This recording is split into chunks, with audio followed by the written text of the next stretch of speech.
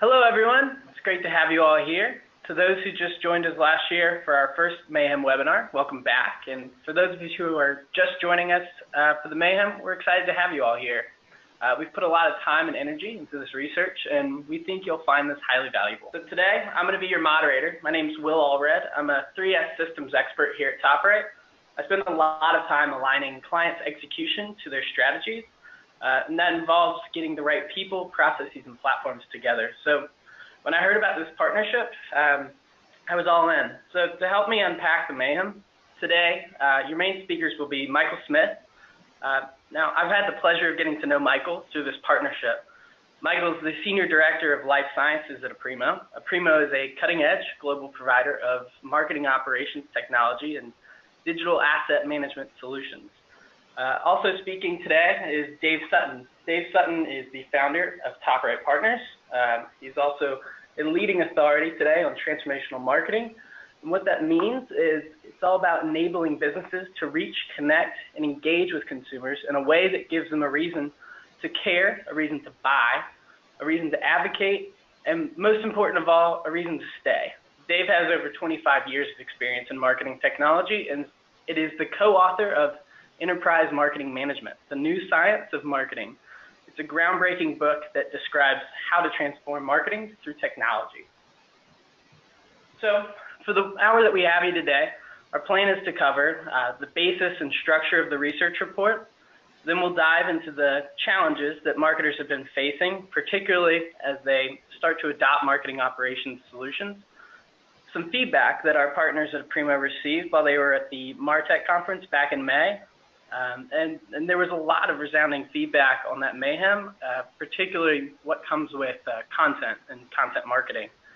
And that'll actually tie nicely into, as we dive into our stated versus derived analysis model, where we'll uncover not just what marketers are claiming to be important when mastering Mayhem across the 5 essentials, but really what's making a difference. And then finally, we'll cover what this really means for you and what you can do about it. Mayhem isn't going anywhere, so we'd like to give you the tools to walk away as better marketers today. So before we dive into the presentation, I think it's important to cover exactly why we've come together to do this research. So, Dave, who is TopRight? And Michael, the same question regarding Aprimo. Why should our listeners care that we've come together? Thanks, Will. TopRight's approach to transformational marketing and Aprimo's solution, the marketing operations platform, from my perspective, really couldn't be a better match. Our 3S methodology, which is, as you've described it, the story, the strategy, and the systems, is really about bringing simplicity, clarity, and alignment to a brand's story, strategy, and systems, and really making it higher impact to drive growth for their business. So when TopRight approaches that type of a challenge, we use story, strategy, and systems to basically assure that we're getting results as marketers. And that requires a very holistic view around how technologies enable that success. And by the way, Will, I know we're going to talk a lot about this today, but when we talk about platforms, we're not just talking about the technologies themselves, because we know that just buying a box of technology in and of itself is not going to solve problems. It's really about how you align the technology, the people, and the processes behind those enabling platforms to make sure we get results. And so I'm excited that today we're going to be able to dive into this research and really understand some of the key enablers of marketing technology success. Thanks, Will. So thanks, Michael, Dave. Question. Tell us a little bit about Aprimo. Yeah, so the partnership between TopRight and Aprimo, I think Aprimo is a perfect fit for TopRight's holistic approach to systems. Aprimo's holistic vision of marketing operations and highly comprehensive solutions serve as a perfect complement to TopRight's transformational approach. Marketing has become increasingly complex to the point of mayhem, hence the research that we're going through today. Aprimo solutions bring order to the chaos by automating marketing operations to bring all marketing activity into a single source of truth or view. And again, just as Dave, I'm excited to uncover some of the insights that we were able to glean from the research. Great. So a lot's happened since our 2016 webinar. We've really only seen the trends that brought us together initially. They've only continued to expand. I mean, whether you're talking about the ever-expanding list of MarTech solutions, I feel like there's a solution for just about every problem a marketer could come up with. I've just yet to find one that can bring me a cup of coffee. All the new channels that your customers are demanding you to meet them at, and they're also demanding that you're relevant in every single channel while you're doing it. Which, speaking of which, the demands on your department are only going to get greater. Marketers are taking more responsibilities from and in conjunction with the IT department, the sales department, I mean, really across the entire organization, as CEOs have begun to realize the true impact that marketers can bring them, especially when the market's, it can really shift pretty quickly. So when we first introduced this topic last fall, we walked marketers through some classic indicators of mayhem. So as you looked across the marketing value chain, that included planning, spend, create, distribute, and finally, pretty importantly, performance. The feedback that we got was that this really resonated. I mean, who hasn't felt like their department was in a bit of a black hole at times? So we launched this massive research initiative, and we surveyed almost 300 marketing leaders to figure out, what were the different challenges they faced on their journey to marketing operations? What was their current state of mayhem? What sources of mayhem were they missing? And then finally, what can be done to resolve some of these pains? So without further ado, we should definitely dive into some of these results. But before we can talk about the challenges and how they changed along the journey, we had to know where marketers were in this journey to adopting marketing operations solutions, which, as you can see here, most marketers were either evaluating solutions or putting them to use. I'd hate to see what's going on with the 8% who aren't doing anything, but there's always one in every class. But across the board, we weren't terribly surprised by the challenges plaguing marketers. I'm sure you've heard about the balancing of the art and science of marketing, and that certainly showed in our research. With brand strategy and MarTech, we're sitting at the top of the list. I mean, it's no wonder I keep clicking into those Scott Brinker blogs, right? We were surprised to see the low numbers around organizational alignment and demand creation. But as we dove into each segment of where people lied in that journey, the script really changes. So I just want to dive into those who are utilizing marketing operations solutions first. It's pretty astounding how much organizational alignment definitely stands out, but demand creation is dramatically different. Michael, do you think you could sort of cover why this might be?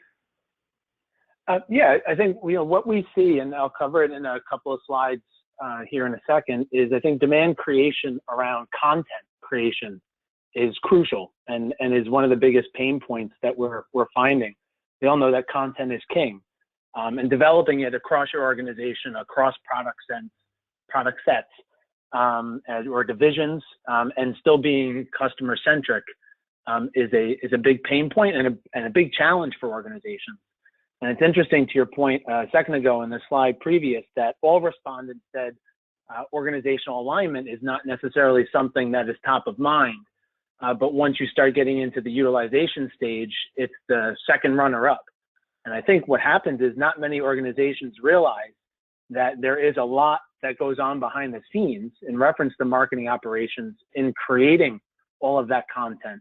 And when you go to implement any type of software or platform, there's a tremendous amount of processes, organizational alignment, or what we like to call becoming operational ready to absorb and implement a software or a marketing operations system or platform in the right way, to streamline your tech stack or to be part of your streamlining of your tech stack, and then aligning across the entire marketing value chain, divisions and or products or brands.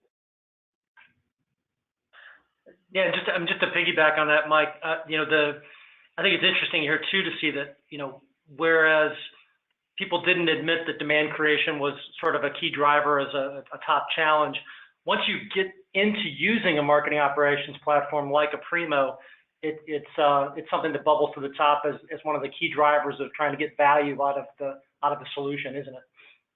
Yeah, and Dave, that's spot on, because as we walked into the evaluation stage, demand creation was standing out again. I mean, Michael, Dave, what are your thoughts on this? What's your take on sort of the evaluation stage as it comes to the marketing operations journey? Well, I think it kind of points to one thing it points out, and I'll obviously want to hear Mike's point of view on this too, but my perspective is that, again, it kind of goes back to something we've seen time and time again in our work with marketers.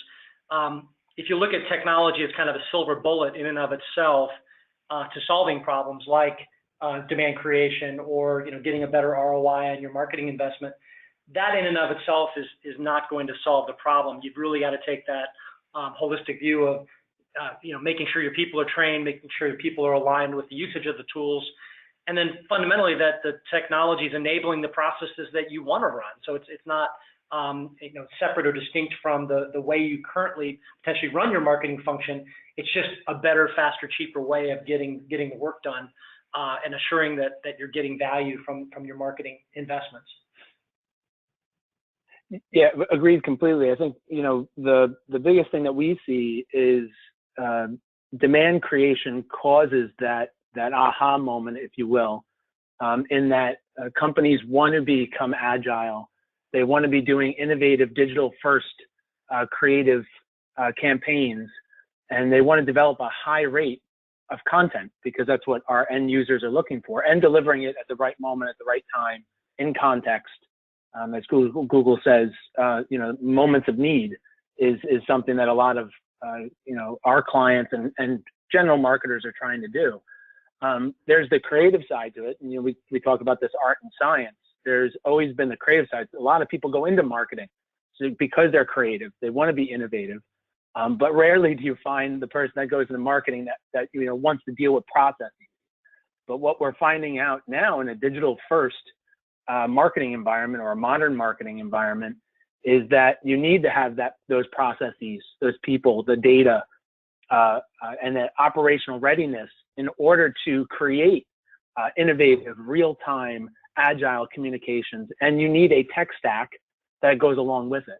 And I think that's why you see a lot of people looking at these two main pieces as being the crux for looking for a marketing operations platform. And then you have brand strategy, organizational alignment, marketing ROI kind of following, and go-to-market strategy following right after that, because it's all about organizing your operations, seeing the marketing ROI, faster time to market, and consistent brand strategy when it comes to utilizing a marketing operations platform. Definitely. And just to clarify, so the justification phase here, as you're sort of going through the marketing operations journey, you've evaluated different solutions, and now you're at the point where you're trying to justify exactly why you need the budget or the dollar amount to go after this solution, right? And so with that, there's no surprises here that marketing ROI came out as the top challenge for a majority of these respondents. Yeah, I think it makes sense, Will, that people, when you're looking to buy a platform or a solution like Aprimo, you've got a lot of pressure to build the business case, right, to do that and make sure that it's aligned with what your outcomes are that you're going for from an investment perspective. But I think what's also kind of hidden in this chart a little bit is that this is also the point we see with our clients, where they're also coming to the realization that in a digital-first marketing world, or a modern marketing world, as Mike was describing it, you really can't do a lot of the things that you want to do from a strategic perspective without a platform like this, because the pace of change, because of the volume of data, the complexity that the modern marketer faces, the mayhem that they face. You really, and I think you see this in this data, where go-to-market strategy is one of the other key reasons, or the key pillars that people are using as a way to justify. In other words, we're not going to be able to execute our strategy without it. Right. Yeah, agreed. And I think one of the things that is highlighted here as well to that point, and what we talked about a second ago, is this idea of time to value. You see a lot of companies that are looking at point solutions, thinking that they can solve, and I think you had said it a second ago, Dave, that can solve, what they're looking to do at scale, in operationalizing their marketing efforts, and clearing their mayhem. But most of the time what we see is these point solutions end up causing a bit more mayhem than they do fixing the problem. And that's what we see a lot of times. We work with clients on value realization workshops where we, ahead of implementing Aprimo, will work with the likes of you guys and other agencies to align the organization so that they get the most value out of it, so that they are seeing that ROI in that investment. Right. And, ROI is a tricky subject for marketers. It always has been. And our research kind of reflected that again, because when we dove more into the specific challenges that marketers were facing, measuring returns on marketing investments was a huge issue. Yeah, so 67% of our respondents agreed that measuring return on marketing investment was a challenge and needed to be a top priority.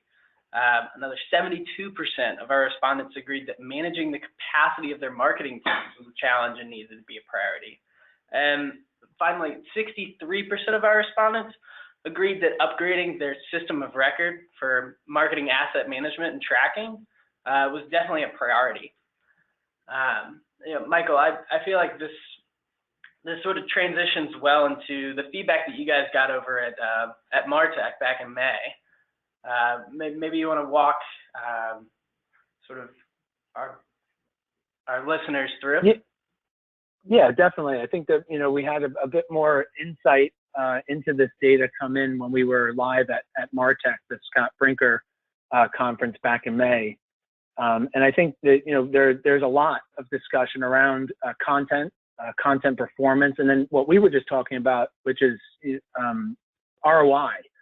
There's ROI or time to value from an investment in a technology, but then there's also measuring ROI in reference to your marketing campaigns, but also marketing operations. So we know there's been an explosion of technologies out there in the MarTech space, but the pain points are focused around needing to break up silos and coordinate your content, budgets, people, and data in a clear way. And Dave had talked about that before. Your traditional methods of measuring marketing success generally direct everything back to sales. What we like to look at is operational challenges. The ROI can't just rely on conversion rate at the execution level. And I think we're a slide back still before we get into this content. This is still kind of talking about nope, to go back. Oh, my. You have to start one more. Sorry. So, marketing teams need to focus on how quickly they get new content out to the market and how nimble that is executed across channels. And they identify where marketing played a role in those processes from a resource and visibility perspective. So your ROI is more around content performance. And that's what we had seen at the MarTech conference back in May, is that, the highlight of the conference was around the art and science of marketing, and the fact that we now are dealing with 5,381 marketing tech solutions. So what we wanted to do is we wanted to ask those attending our booth, what their biggest challenges are, just to see what other data we might get in reference to the partnership and this research that we've been doing. And what we were surprised is that it wasn't MarTech. It wasn't that my tech stack is, I don't know what to select, I don't know what to choose. The biggest piece was content development, or what many people identify as content performance as their core mayhem pain point, with problems from knowing what content to execute to keep versions accurate and up to date for the entire company. So it's an interesting perspective, and it aligns to, now that we're talking about it, it aligns to the data that we've seen around demand creation. And the reason for that is, content is everywhere, whether it is generated by an organization, its partners, or by customers. However it takes smart content for organizations to differentiate themselves from the competition. Smart content is readily available in the preferred format and through the channel of choice for each customer segment. again, this is what I kind of talked about, real time, and what Google talks about, moments of need, and in context marketing. By giving individuals the content they want, when and how they want it, conversion increases and customers are more likely to be truly satisfied. Engaging experiences, though, demand rich, real-time content. If you go to the next slide, delivering rich content presents a problem, stretching marketing operations to the limit. So we have this marketing operations gap that has become relevant mainly because of digital-first communications. We need to be faster, lower budget, but still consistent. But legacy marketing processes are not designed to create great customer experiences. Consumers today know exactly how to avoid one-size-fits-all content. It takes a new era of marketers to work within the confines of this customer experience operational gap. Digital-first marketers must adapt to this new landscape. So that, that what we're seeing is this culmination of the need to be digital first, to create content in real time, in context, but you need a smart content engine, if you will, a marketing operations hub to manage that content so that you have faster time to market. Compliant content is key for myself and working in financial services.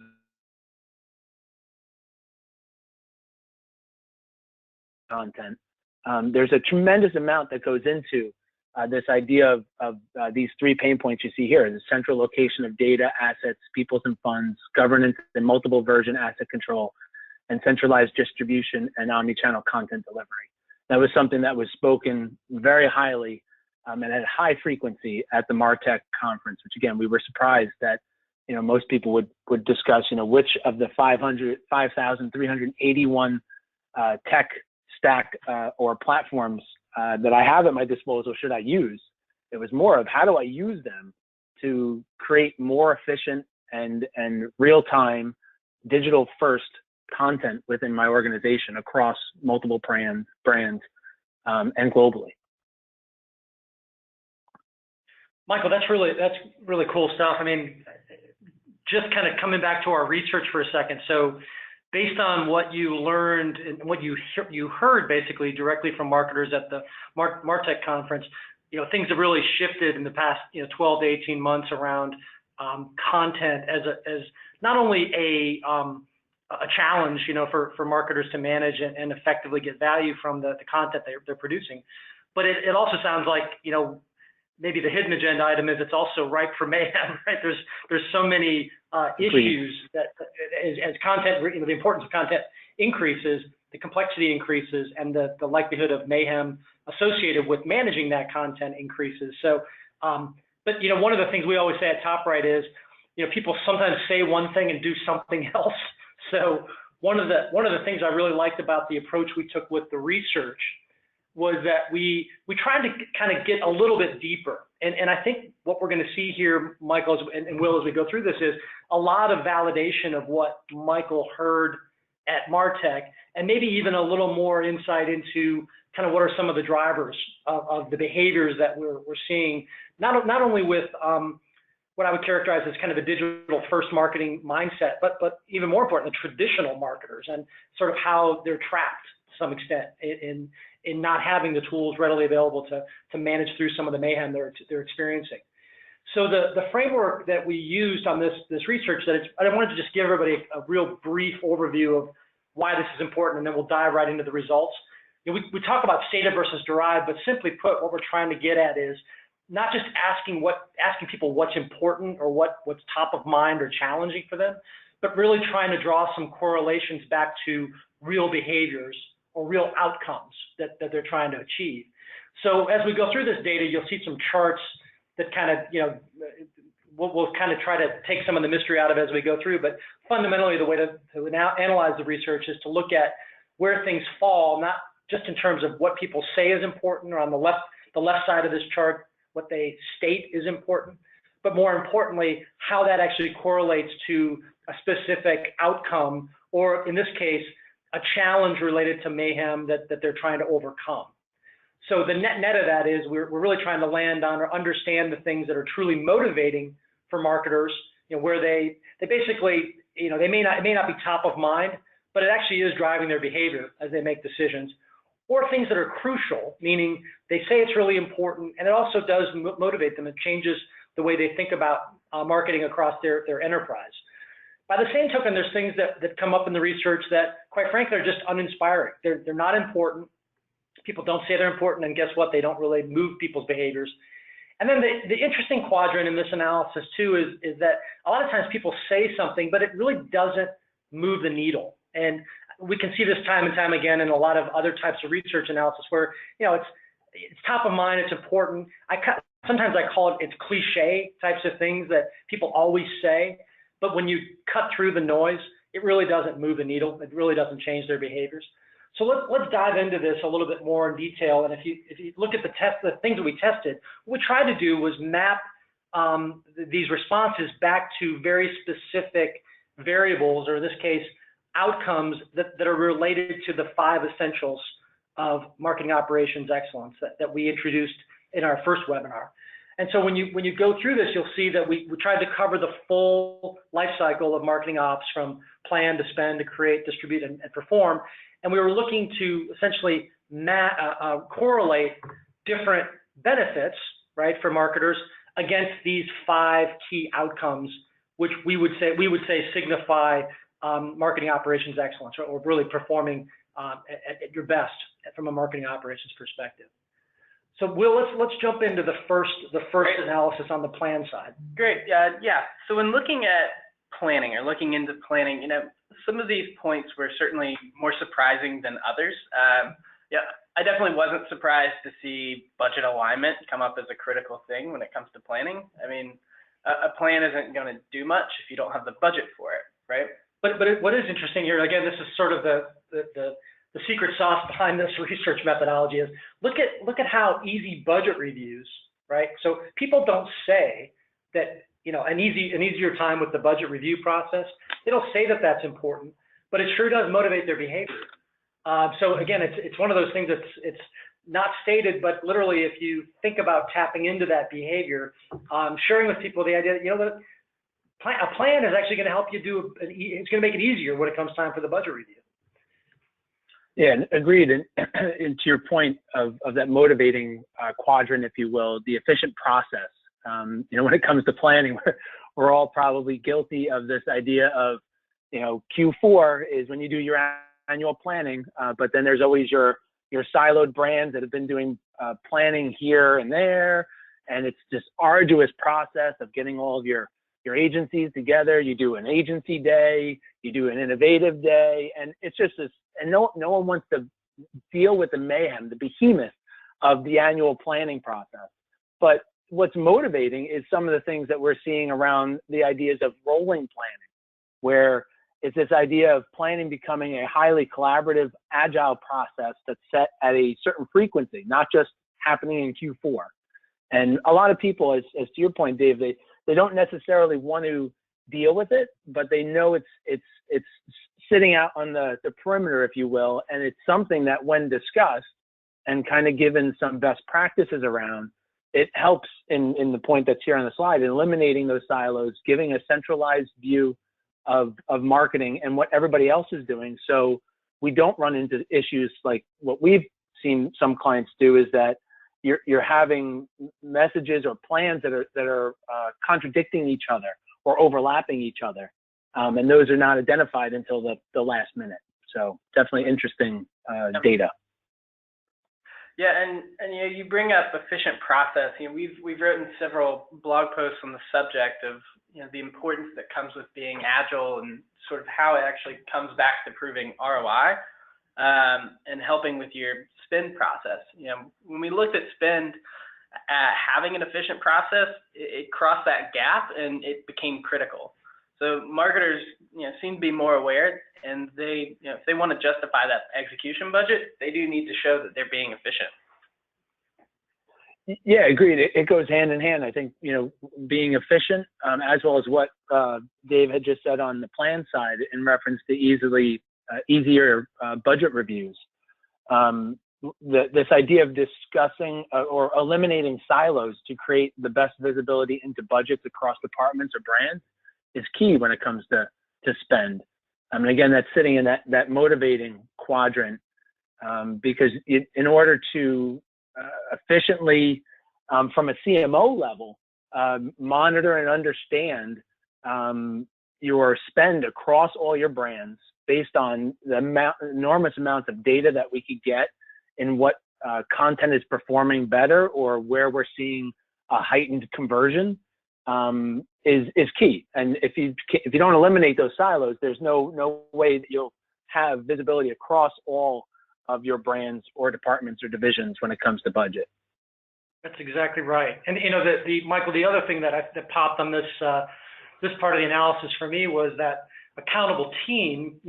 Accountability is one of those things we've been hammering on for years around the marketing function overall.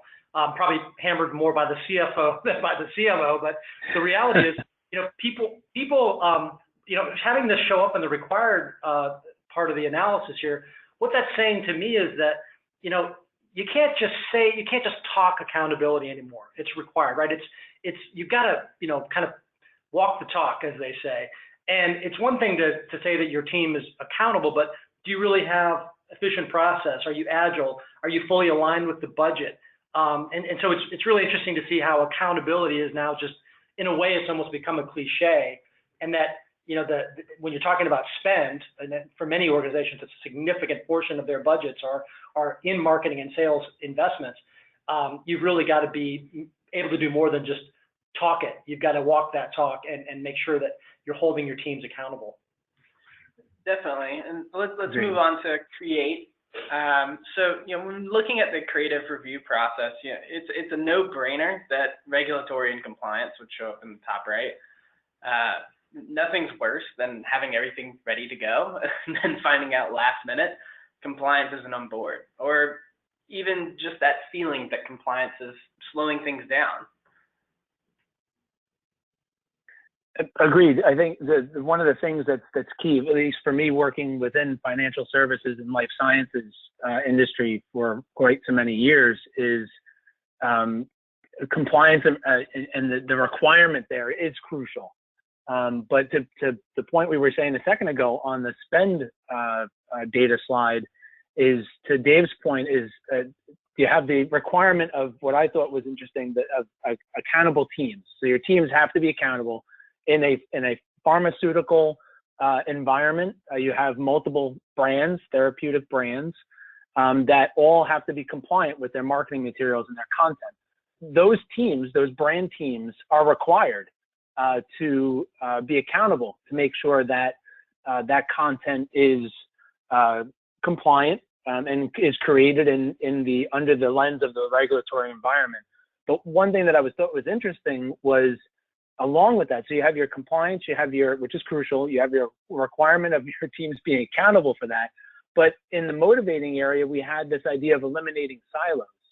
So I think it's a key motivation data point, because you need to eliminate those silos, because these brands can't work on their own.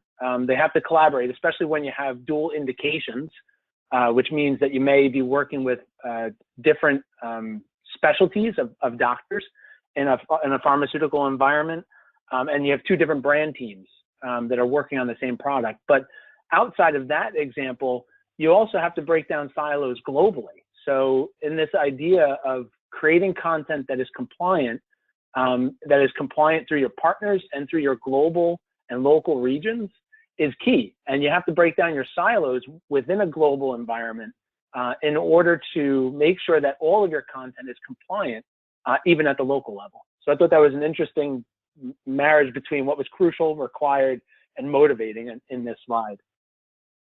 Definitely. And it's funny that brand consistency would show up sort of in the bottom right?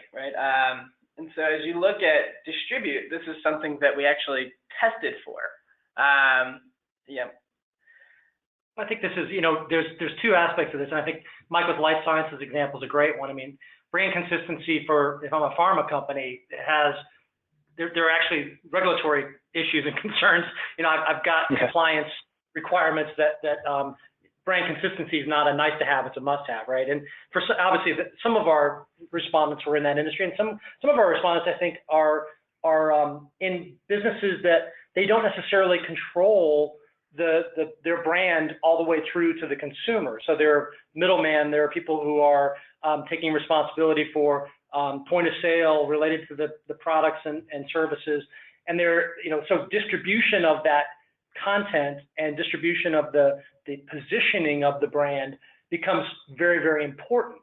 And so if you're in a channel marketing, an industry that relies heavily on channels or partner marketing, this idea of brand consistency really is the lifeblood of your business. You're trusting other people with the brand and making sure that you stay on strategy with that brand. Yep. I think I couldn't agree. Sorry, Will. I was just going to say, I think it's an interesting point here.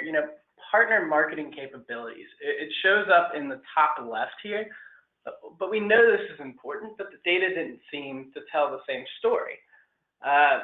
Do you guys think this indicates some sort of gap in being able to execute?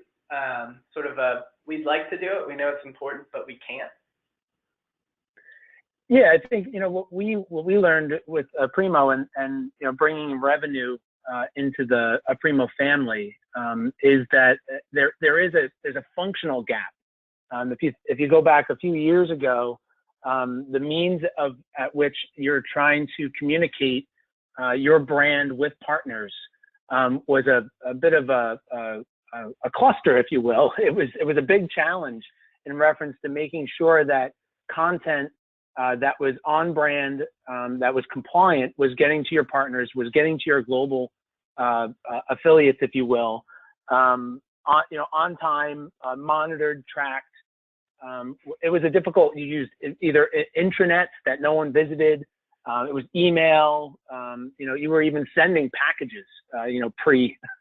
Pre-digital first communications, if you will. But now you have tools like Revenue or platforms like Revenue that allow you to create almost like what I like to call it. It's almost a CRM for partners, so that you're able to create drip campaigns or timed communications, if you will, to send information out to your partners, but then also track those.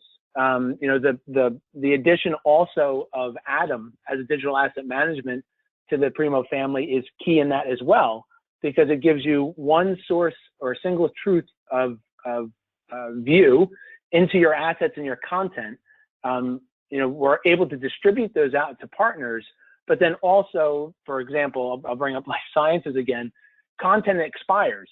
Maybe there's an adjustment to a label on a certain prescription medication where you have to withdraw that content. Being able to identify or being notified that something is expiring is key, and being able to send out a message and withdraw that content from where it's being used by a partner or by a local entity is I would think is crucial in certain circumstances. Certainly saw this, like, Will, if you jump ahead to perform, it's like, and just kind of picking up on that. And Michael, I love the CRM for partners analogy, because I think that's spot on. I think when you play this forward and you look at, partner marketing capabilities, historically, a lot of brands kind of viewed it as a little bit of a black hole, right? You kind of provided assets, you provide content out into the channel, and then, hopefully they use it right. Hopefully it drives results, and you're tracking performance in terms of outcomes, sales growth, for example, but not necessarily how those assets are being managed through the process. And I think what Aprimo is bringing to the table here that's so different and important, and it shows up in this part of the analysis here, is that it's almost like you're providing a chain of custody for that information, for that brand content, for those assets, and assuring that not only that they're kind of flowing through, that the versions are correct, that there's some responsibility associated with using those assets, but even more importantly, that as things expire, as they need to be updated, there's this ripple-on effect where it's automatically being the chain of custody is being maintained and monitored. It's not just this throwing assets into the black hole. And I think that what we're hearing from our respondents in this research is there's a significant demand for that, and also it's one of those probably the secret sauce in terms of marketing operations solutions that people are really looking for. Yeah. Yeah, agreed. And if you're, oh, go ahead, Will. No, go ahead, Michael. I was just going to say, I think that it's key that if your systems are not set up in the way that we've been discussing or the data shows, then there's a big gap, to your point, that you miss on the partner side. And this slide where it's being crucial is, I'll switch gears to more of a consumer overlay, and you look at companies like Home Depot or Kohler or those types of industries, and they need to understand which partner is a higher performer and which one is a weak, and who may need more content. And it's that type of ROI that is an interesting one in that segmented view, if you will, or industry lens. So it's interesting that once you start putting some of those additional lenses on this data, how some of these things can shift and bubble up. So for the sake of time, I'm going to keep pushing forward. What are we going to do about these marketing mayhem makers, right? I mean, as we look across the data, the feedback we got at MarTech, through our own client experiences, we've outlined 5 ways you can start to mitigate this operational mayhem. One for each of these 5 essentials, and we'll dive into these. But for planning, that means building plans based off your strategy and objectives. For spend, that means making sure you manage budget across all your activities. For create, coordinating your marketing processes and resources from start to finish so you don't run into these capacity issues. For distribute, ensuring you deliver, but also capturing information across all those different channels. And finally, for perform, taking those results and experiences and optimizing them with the agility that help you win. And Will, if I can just stop you there for a second, I mean, those all sound like motherhood and apple pie to me, right? So I think that what the research kind of points to, though, is that given the complexity of the digital marketing environment we face today as marketers, it's insufficient to try to do this kind of stuff in an Excel spreadsheet and PowerPoint anymore, right? So we've all known about the need to have a plan and align it with strategy, and we all know that there's got to be a way to automate your processes and keep track of resources, and all those are good things to do. But I think what's different today is that in the absence of a marketing operations platform like Aprimo, it's just become impossible for marketers to keep up with back of the envelope, kind of Office 365 tools, and not to throw Microsoft under the bus, but I think they've become a great crutch for marketers in general. And in many respects, if we're going to up our game, we need a better, more responsive way of dealing with this complexity. And that's where I think a solution like Aprimo and TopRight comes into play. Definitely. Dave, I think when you talk about plan, I'd say TopRight has really made a name for itself in ensuring the strategic objectives are met through alignment. So maybe walk us through how you build a plan based off strategic objectives. Yeah, and I know we're running short on time, so I'll go through this fairly quickly. But I think the challenge here is that I think most marketers are actually pretty good at developing that plan. But the reality is that we used to plan years at a time, right? You could do a 5-year plan or a 3-year plan or 1-year plan, and assume that, provided that plan was fairly robust and pointed at the right strategy, that it would carry you forward. The problem, and everybody knows this intuitively, is things are changing so fast. The competitive environment's changing, consumer demands are changing, technology enablers are changing, and so it's insufficient to have what I'll call a static view of planning. You need to have a dynamic plan, and a plan that can evolve and shift and allow a marketer to really make changes on the fly to optimize, and pursue different opportunities. So the biggest change that I see here, and kind of the demand for a solution around plan, is about all of these things on this page, but even more importantly, it's just time to market and pace of change. You need a very responsive system, a very responsive platform that can actually evolve as your business evolves in the marketplace. Okay, well, Dave, no plan is actionable without the money to back it up. Right. Integration of marketing and finance is something that you've been promoting since where you released your book, Enterprise Marketing Management. What should our Mayhem colleagues do when it comes to budgeting?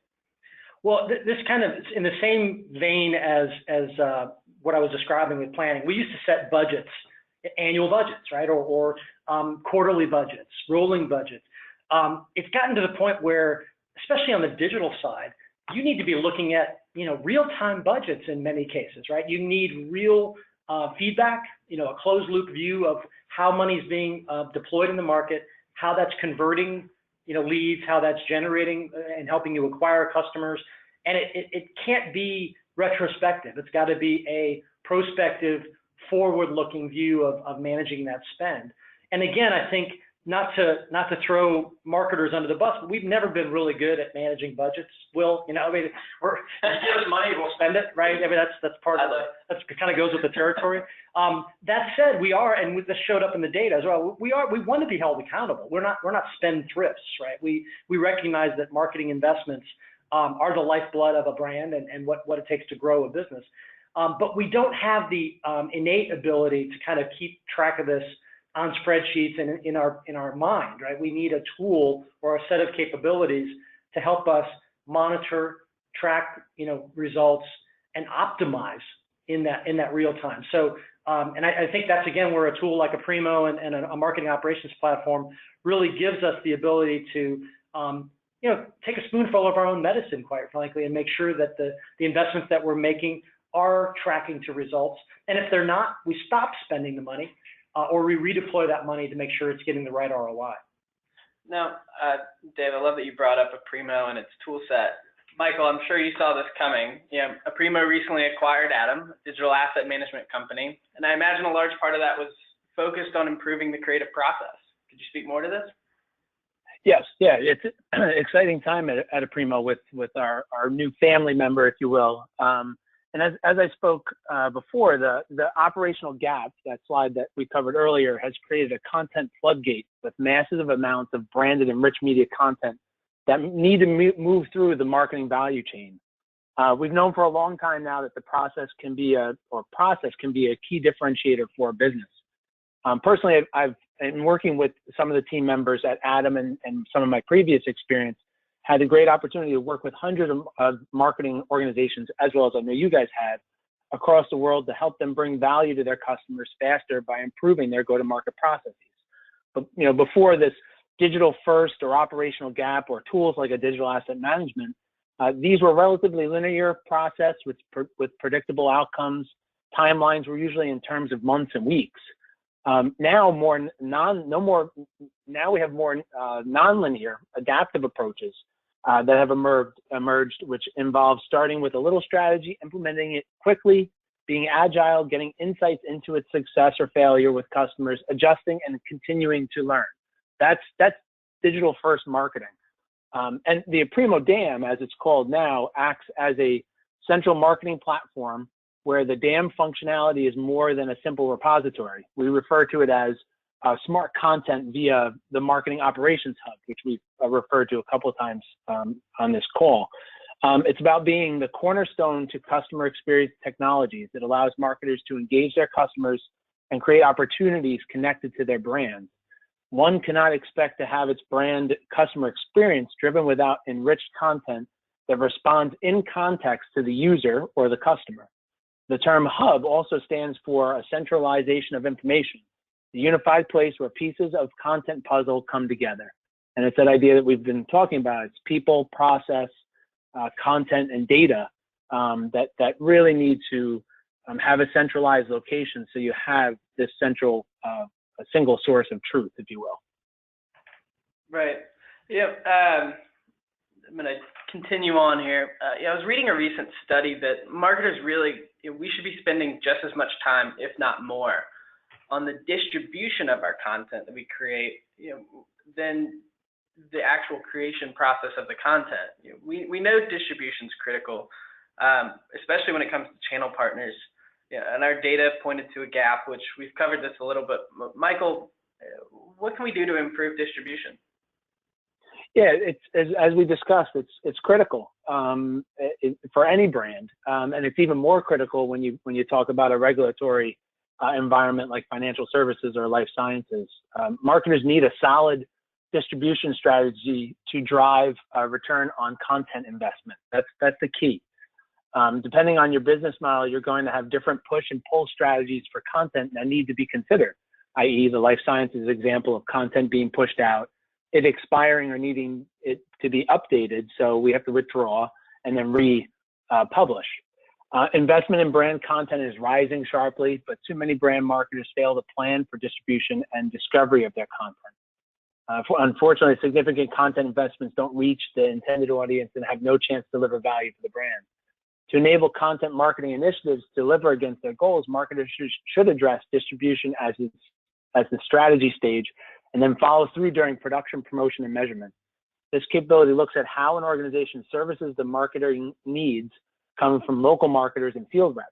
It includes the use of corporate and brand assets for creating localized content, global control over the brand, and corporate identity throughout the extended organization. It facilitates the consumption and opt-in to corporate-initiated marketing activities, and it gives capability evaluates the coordination and control the marketing department has to manage assets and brands over a decentralized marketing organization. And that's key. This idea of moving from a decentralized marketing organization to a more centralized marketing organization to allow the distribution of your content easily, efficiently, on brand, and compliant in certain situations is key. If you have a distributed marketing model, you need to have the capabilities to market to, through, and for your channel partners. And you need to bring control, transparency, and a holistic view to that. Certainly, and none of this really matters though unless you're proving performance. I don't think anyone's going to disagree with me there. And that reflected in our research. 2/3 of marketers are struggling to prove marketing ROI. Quickly, what are some challenges that you're seeing that are keeping marketers from proving this?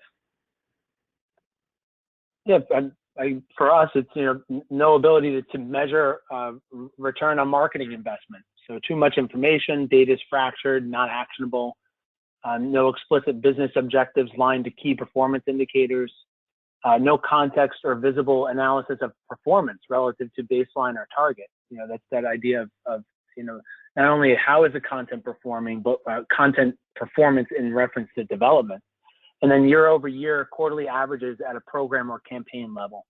And I'm sure you guys come across, KPIs and what some of the best ones are that we should be looking at and working with some of your clients. Yeah, I mean, and obviously the dreaded ROI letters keep cropping up everywhere. But I mean, the interesting thing I think that we're seeing is there's a whole new set of KPIs that are emerging, and so much of it is because of that digital first mentality, Michael, that we've been talking about today, and we're seeing more often than not like time to market. Getting to market quickly in and of itself has a massive amount of value. Again, depending on the category you're in, where you're competing, being first to market, having that first mover advantage with your content can be tremendously important. So we're seeing more teams that are measuring TTM, time to market, not just the return on spend, but how aligned the spend is to the strategy. How much money are we spending around the fringes as opposed to really behind the core crux of our go-to-market strategy? So we've got some clients that have been looking at performance through that lens, and then always looking at things like alignment to objectives. I mean, how good are we doing at not just growing sales, but also achieving other indicators of performance? Could be around brand awareness, could be around quality of leads or quality of content and how it's being used through the channel. So a lot of second order metrics that are now becoming increasingly important just because of the need to have more guidance. As you're living your life as a marketer day to day, it's insufficient to look at last month's data. You need yesterday's data or maybe last hour's data. Agreed. So let's sort of wrap things up here.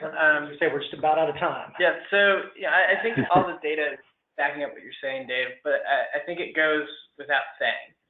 If you looked at all of the stated versus derived analysis, if you want to be a respected branch of your organization, you really do have to tame the mayhem. these problems aren't going away. It comes back to this question of, are you driving value for this organization or not? Yeah. Prove it. This complexity is not going anywhere. And I think what we're seeing is, there is no silver bullet, right? That's one key takeaway. So you don't go buy a box of software and assume that your problems are going to be taken care of.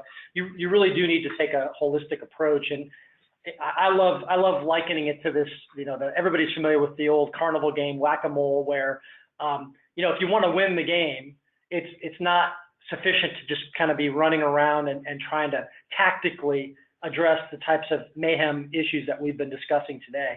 You need a very holistic approach. You need to look at it from a strategic perspective and assure that even if it's just a piece at a time, there's an element of accountability, there's an element of process discipline, and there's technology enablement, kind of what the words we use, not looking at technology as the solution, but technology as an enabler of capability, whether it's making your people more productive, making your processes more agile, or fundamentally making your marketing have a greater impact. And when you kind of put those three elements together and you're managing it holistically, your likelihood of success and taming the mayhem goes up exponentially. So those are some of the things that we're advising our clients to think about as they look at marketing systems holistically as a way to grow their brands and grow their business. Michael, couldn't agree more. Yeah, couldn't agree more with that. There's been an explosion, what we've seen, an explosion of technologies out there in the MarTech space. But the pain points, as Dave was kind of covering, many feel are simple and are focused around needing to break up silos and coordinate your content, budgets, people, and data in a clear way. We believe that by working through from ideation to experience across that marketing value chain with a central marketing operations hub, you can achieve that. To Dave's point, you need a holistic approach solving your mayhem. If marketers want to understand the true return on investment for their campaigns, they need to begin looking at the whole picture and measuring the resources that need to make sure their stories are being told. Great. So I think that about wraps it up. We hope that you found this helpful. Thank you again for joining us today. If you'd like to stay ahead of the mayhem, please follow TopRight and Aprimo on Twitter. Feel free to connect on LinkedIn. There's definitely more assets to come. And feel free to reach out as you dive into those assets. We've built a pretty comprehensive research report, a white paper, as well as a mayhem survival guide that's fairly actionable and we think it's fairly useful. So thanks again. Until next time. Bye.